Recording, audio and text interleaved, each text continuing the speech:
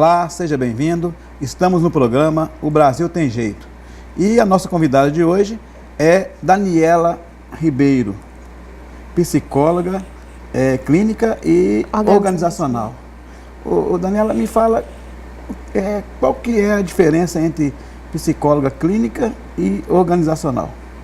Então, bom dia, boa tarde, né? Boa noite aí aos telespectadores. É um prazer estar aqui com você, né? E, bom, a diferença entre a psicologia clínica e a psicologia organizacional, ela se difere em poucas coisas, mas a gente tem um foco bem direcionado na psicologia organizacional, que é justamente a saúde organizacional da empresa, né? A psicologia clínica, ela trabalha na psicologia individual do sujeito, né? Voltada às suas questões pessoais, e a psicologia organizacional, ela trabalha no foco da saúde geral da organização. Como está a administração do estresse, como está a produtividade, a criatividade, os relacionamentos interpessoais, por aí. Na questão do estresse dentro da mão de obra, né, no meio do trabalhador, me fala como que é esse estresse junto ao trabalhador no dia a dia? Então, hoje nós temos um dado que ele já saiu aí de uma pesquisa há mais ou menos 4, 5 anos e ele vem se repetindo. O estresse, ele é o mal do século, né? Estresse, depressão, dependências químicas, tecnológicas. E esse estresse, ele vem dentro das empresas de uma forma muito avassaladora, né? Quando nosso país entrou nesse momento de crise propriamente dita, então, o anseio pela produtividade, pela criatividade, por números, começou a superar a importância dada a quem vai produzir, né? Então, a psicologia organizacional, ela entra dentro das empresas procurando trazer essa saúde nas cobranças, nos resultados. Então, o estresse, ele é o caminho para uma depressão futura, né? E é bem subjetivo, Wanderson, quando um funcionário está ali em estresse. Por quê? Muitos você percebe na produção dele que muda, no olhar, nos horários, na forma de se relacionar com os seus colegas de trabalho, e outras vezes nós não percebemos. A maioria das doenças emocionais são silenciosas, mas quando ela vem aparecer, ela já vem em situações drásticas. Então, o que eu tenho a te falar em relação ao estresse é que eles são sintomas de coisas que já estão acontecendo ali na organização. Isso está dentro da psicologia organizacional? Isso está dentro da psicologia organizacional. Em alguns pontos, né, dependendo do caso, por exemplo, a gente faz um atendimento, faz todo um processo mensal ou quinzenal ou semanal dentro de uma empresa, mas através da avaliação psicológica a gente pontua ali que aquele indivíduo ele tem problemas para além do seu espaço laboral. Então, a gente encaminha ele para um possível atendimento com a psicologia clínica, né? Porque dentro da empresa o psicólogo ele não vai chegar ali e tratar questões puramente subjetivas, mas ele vai zelar por todo o conteúdo laboral. Estão juntas, a psicologia clínica juntamente com a ocupacional, elas andam em conjunto? Isso, uma depende da outra. Isso, elas andam em conjunto, uma completa a outra. Por exemplo, digamos que eu entro dentro de uma empresa que trabalha com software e o diretor dessa empresa, mais do que ninguém, ele precisa de criatividade, de constantes inovações. Ele está ali, vamos criar, ele quer os resultados. Né? Essa questão eu vejo muito na categoria de profissionais de TI, né? É nisso aí. E é muito pouco divulgado. Isso. Né? Esse quadro de estresse e de depressão junto a esse tipo de profissional que no seu dia a dia só vem acarretando problemas piores, né? E o que a empresa, na contratação de um profissional igual a você, nessa questão de psicologia organizacional,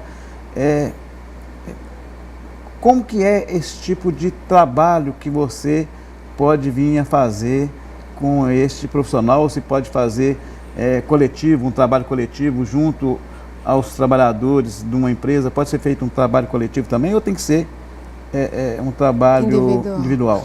Então, Wanderson, vamos focar nessa ideia de uma empresa de criação de software. Então, você é o gerente, você chega para mim e me conta a demanda. A psicologia organizacional ela vem a ser também uma consultoria, né? Junto conosco trabalha toda uma outra equipe também, profissionais na mesma formação e outros administração, enfim, mas com foco relacionado à saúde organizacional.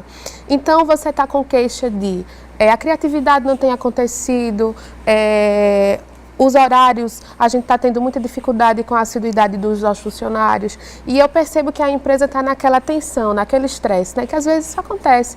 E agora? O que a gente faz? Então, nós podemos fazer um trabalho coletivo, né, de entender ali toda a dinâmica, a história, a missão, a visão da empresa, porque cada empresa ela tem uma história, ela tem uma essência, ela tem uma missão, né, ela tem uma razão de existir.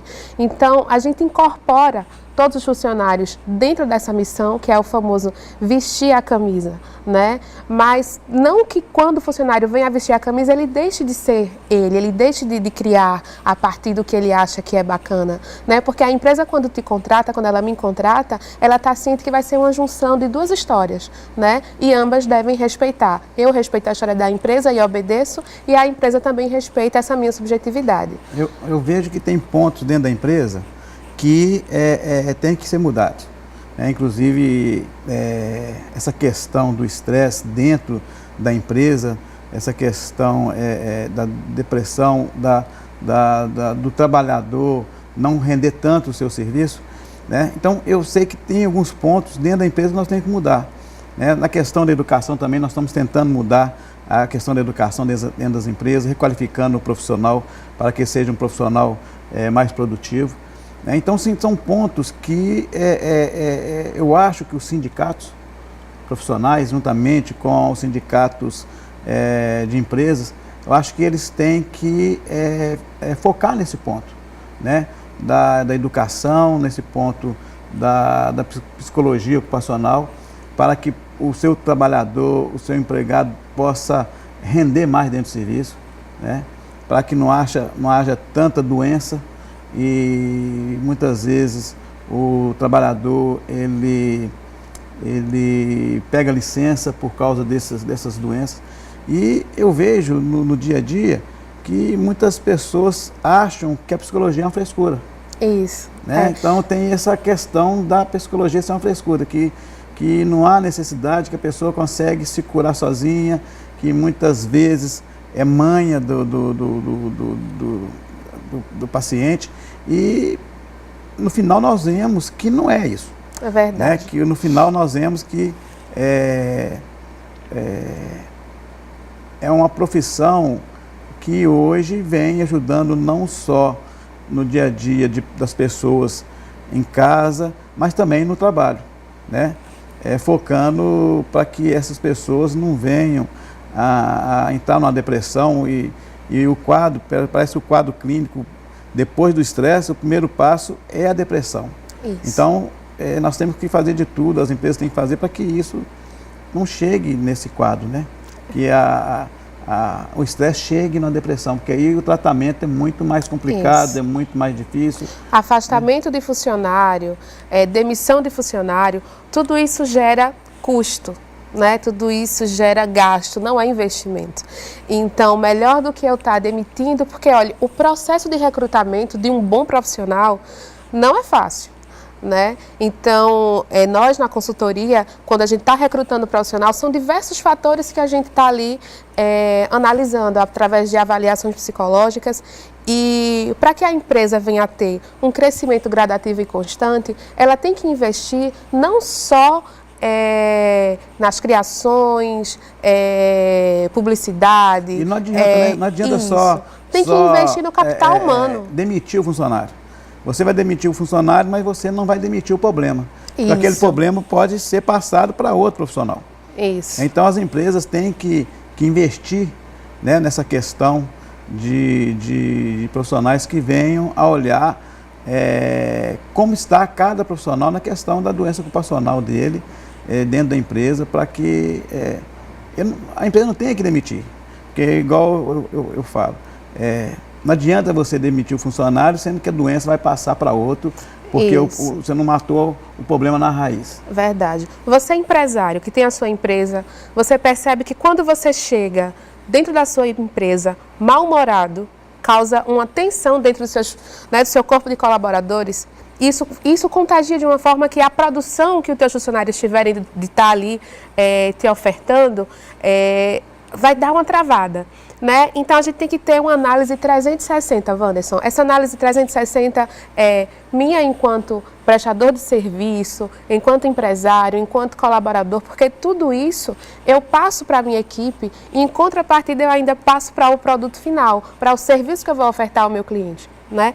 Então, se eu tenho uma empresa saudável, mas empresa é algo tão estático ali, como é que uma empresa, saúde para a empresa? Sim, porque a saúde da empresa é um lugar harmonioso, né? Falando em termos de lugar de estar, mas também a família, o trabalho é a extensão da tua família.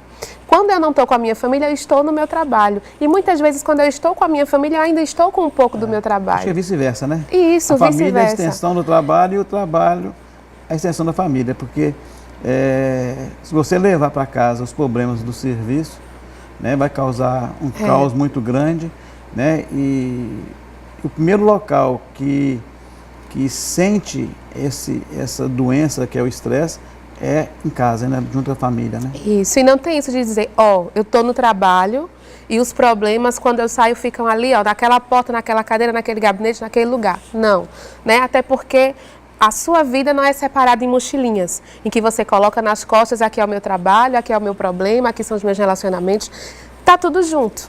E nós temos que ter inteligência emocional para administrar tudo isso. E muitas vezes é muito difícil você se perceber. Quantas vezes você não é agressivo com seu colega sem perceber, até com a sua esposa também, com seus filhos sem perceber. Você se torna uma pessoa intolerável sem perceber. E a avaliação 360, que é até uma técnica que nós usamos muito dentro das organizações, que ela faz com que eu me veja, mas que eu também veja como é que os outros estão me vendo, né? E às vezes nem tudo que os outros observam é o que é de fato, mas quando muitas pessoas estão ali analisando a mesma coisa, é um ponto a se observar. Sim. Além do trabalho, além da questão do tratamento psicológico, no questão da religião, de uma doutrina, de igreja, já ouvi falar muitas vezes, já li sobre isso, que isso ajuda no tratamento de algumas doenças psíquicas, né, psicológicas, não sei como se fala. A questão da religião em relação à ansiedade, depressão e todos esses males psíquicos, como você bem falou, é muito bem-vindo. Até porque a depressão, a ansiedade e outros males, na sua maioria, não na sua totalidade, mas na sua maioria, é um sentimento de desagregação, de solidão, de abandono, né, de orfandade. E dentro das instituições religiosas, da maioria, todas as que eu conheço até então, elas dão esse suporte, esse apoio, essa religação, porque a própria religião é o religar. E nós vivemos em uma sociedade hoje muito desconectada do contato, né, da formação de grupos, de atividades relacionadas à interação humana. E então, muito do estresse, muito da ansiedade se deságua um pouco nisso, sabe? Dentro desse aconchego da religião, da fé, de propósitos iguais. Isso é muito bom, né? É bem melhor você está passando por algum momento ruim, você tentar se conectar com pessoas dispostas a ajudar, que é onde você encontra, assim, dentro das instituições religiosas, do que você se permitir a ficar ali no celular. Um mundo vasto de diversas informações que nem sempre vão te agregar algo bom, né? Pode estar te colocando para caminhos de comparação em relação à vida do outro, é mais feliz que eu estou numa situação, altos questionamentos, diversas outras possibilidades que você vai se enganar achando que vai ter uma saída, que é em relação às automutilações, aos descontroles em relação a distúrbios alimentares, que é onde vem a bulimia, a anorexia, né, a gula. Então, os setores cristãos ajudam muito, sim. Só vai piorando Né? Se não Isso. tomar cuidado, vai só piorar. É, só piorando. Obrigado, Daniele. Né? Vamos para um breve intervalo e voltamos daqui a um minuto com o Brasil Tem Jeito.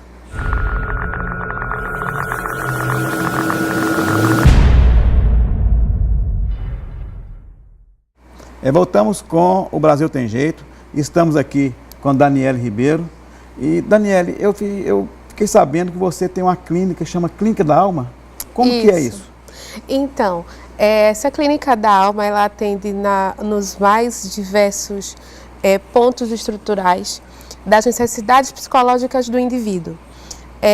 Nós trabalhamos com apoio ao luto, trabalhamos com crianças e adolescentes, adultos e idosos com dificuldades em habilidades sociais. O que são habilidades sociais? Aquela timidez exacerbada que começa a prejudicar a tua vida social. Eu não consigo falar em público, eu não consigo comer em público, eu tenho dificuldade de falar, de olhar para as pessoas, né? Então, essas habilidades sociais, nós temos uma oficina voltada para a desenvoltura, né, das habilidades sociais do indivíduo. Trabalhamos também com estresse, ansiedade, depressão, o que toque. Nós falamos do primeiro bloco. Isso, nós trabalhamos também com toque, que é o transtorno obsessivo compulsivo, né? E é uma clínica que ela é voltada justamente para as pessoas que se reconhecem, né, com algum dessas patologias ou não. Também fazemos avaliações psicológicas e nós estamos oferecendo esse trabalho com muito carinho, com muito amor, bem pensado. Existe uma triagem, né, antes da gente direcionar para aquele atendimento. Trabalhamos também com terapia familiar. Hoje em dia nós estamos vendo uma grande gama aí de famílias desestruturadas, com filhos com dependências de drogas, mas também com dependências com celulares. É bem abrangente essa clínica da alma, é bem abrangente. É bem abrangente. Fala em todos os segmentos da saúde mental. Saúde mental. Isso. E crianças têm muito problema nesse sentido dessa doença ocupacional, que é na questão da compulsão, né? Ou Isso. não? Temos muitas crianças que têm a compulsão alimentar, que são os distúrbios alimentares. Mas hoje o que nós mais temos na clínica são crianças com dificuldade de se relacionar, né? Então foi pensando nisso que a gente criou um departamento específico com psicopedagogos para trabalhar justamente essas habilidades sociais, que a comunicação é o falar, porque você sabe que a nossa comunicação ela é primordial na nossa vida, né? Hoje nós estamos aqui a partir da comunicação, ofertando para o telespectador essa comunicação. Através da comunicação, a gente recebe conhecimento, constrói laços de afetos. Imagina uma pessoa que não consegue se relacionar, tem vontade, quer, mas não consegue, trava, é um silêncio. E esse silêncio, muitas vezes os pais, já chegou no consultório uma criança em que o pai achava que ela tinha dificuldade na oralidade. E aí já tinha ido para uma fono, já tinha feito inúmeros questionamentos e, de acordo com o que a gente foi investindo na psicoterapia, nós percebemos que a criança tinha sim a oralidade, não tinha nenhum tipo de doença ou problemas na linguinha. Não, era simplesmente o desejo de falar, de se comunicar, que a criança não conseguia externar. Dentro da sua clínica da alma, existe também fonoaudióloga ou não? Ou só psicologia? Nós temos parceiros que, dentro da necessidade dos nossos pacientes, aí sim a gente faz uma oficina direcionada, montada, específica para aquela pessoa. Por exemplo, você tem um filho, ele está com a dificuldade na oralidade e é algo que não depende só da sua desenvoltura, mas também existem dados de saúde ali relacionados. Então, nós trabalhamos com essa avaliação multidisciplinar, né? Nós temos à disposição psiquiatras, clínicos médicos, fonoaudiólogos, psicopedagogos. Então não é só a psicologia. Além da psicologia, você tem também psiquiatras também dentro da clínica? Isso. Que fazem algum tipo de como é que posso dizer? Acompanhamento. Isso, porque o que é que acontece? Nós trabalhamos também com TDAH. O que é TDAH? É o transtorno de atenção. Sim. Então, a criança tem um transtorno ali de atenção e esse transtorno, não só a psicologia consegue... Acaba afetando essa criança dentro da sala de aula, nos seus estudos. O transtorno de atenção é assim, a criança tem uma certa dificuldade de acessar alguns conteúdos. Por exemplo, normalmente as crianças que têm o TDAH, o transtorno também do aspecto autista, ele não consegue desenvolver algumas habilidades tão rápidas como as outras crianças que não têm, né, essa psicopatologia. Então, essas crianças são acompanhadas por um psicopedagogo, certo? E dentro da clínica, essas crianças têm o acompanhamento psico, mas também têm o acompanhamento psiquiátrico, porque elas já passam a usar um tratamento fármaco, que são de medicamentos. Então, existe uma parceria entre essas duas especialidades, né? Onde o psiquiatra ele trata com a medicação e a psicologia trata com as questões comportamentais, dando auxílio. Hoje a própria escola ela consegue enxergar essa dificuldade, esse déficit, né, da criança, e ela mesma envia para o psicólogo. E no seu caso, a clínica de almas que você tem e é onde faz esse tipo de tratamento com vários profissionais. Isso. Temos parcerias com algumas escolas em que elas encaminham os alunos para a gente, né?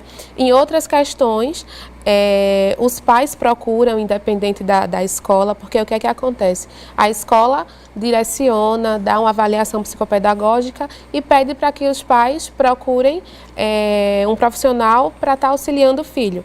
Mas na maioria das escolas que trabalham com crianças ditas, né, especiais, eles têm já uma psicopedagoga que vai fazendo esse acompanhamento. No entanto, é válido lembrar que o acompanhamento psicológico ele é indispensável, porque ele trabalha com toda a questão psicoemocional e a motricidade das crianças. E se a família não tratar esse problema da criança, ela pode se agravar com o tempo ou ela estaciona?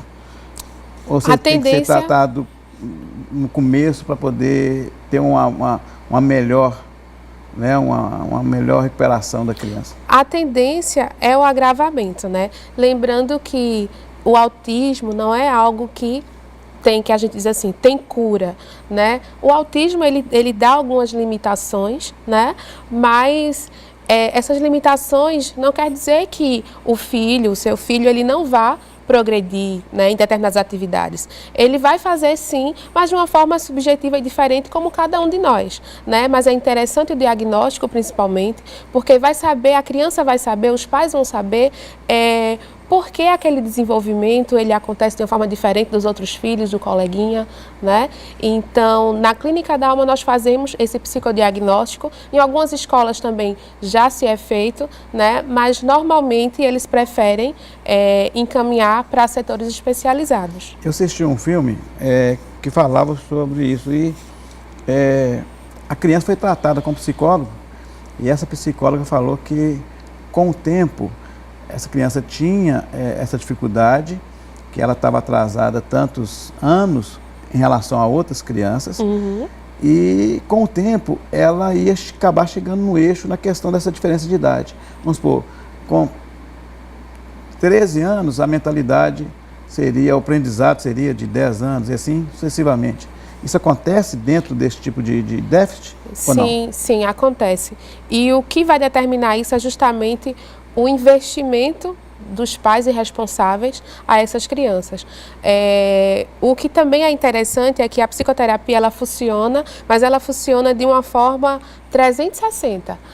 Porque não depende só do terapeuta e da criança, mas depende muito também do meio que essa criança está inserida. Da escola, da família. Da escola, da família, dos amigos, né? E essa educação de passar a informação, porque muitas pessoas, já chegou pais para mim dizendo: ah, doutora, olha, meu filho é autista. Parecia que o mundo tinha acabado, né? E o autismo, ele existe em diversos níveis. Fizemos uma avaliação, mas realmente, seu filho ele é autista, mas não o limita a se formar, a se graduar, a ter uma profissão, vai a demorar viver. um pouco mais que os outros, mas ele vai acabar conseguindo. O autismo ele é um mundo muito lindo, muito peculiar, porque alguns são um pouco mais lentos em termos de captar os resultados. Outros já são extremamente acelerados, já têm algo subjetivo em relação a com que eles se identificam. Crianças inquietas, também é um tipo de autismo, não? Não. Porque as crianças aí já é outro tipo de déficit. Não, aí tem que se passar por uma avaliação para poder ver, né, a partir de quando vem essa inquietação. Pode ser simplesmente uma criança peralta, né? Às vezes a gente começa a dar muitas patologias às situações. Lembrando que criança tem isso, criança às vezes é desatenta, criança às vezes é muito eufórica, né? E esse mundo infantil a gente tem que viver. Então, nós também trabalhamos com orientação à paz. Às vezes, a mulher, quando ela está grávida, o casal grávido, ele idealiza muito um filho, né? O meu filho, ele vai ser assim. Começamos desde as características físicas. Ele vai ter os meus olhos, ele vai ser alto, ou ele vai ser gordinho.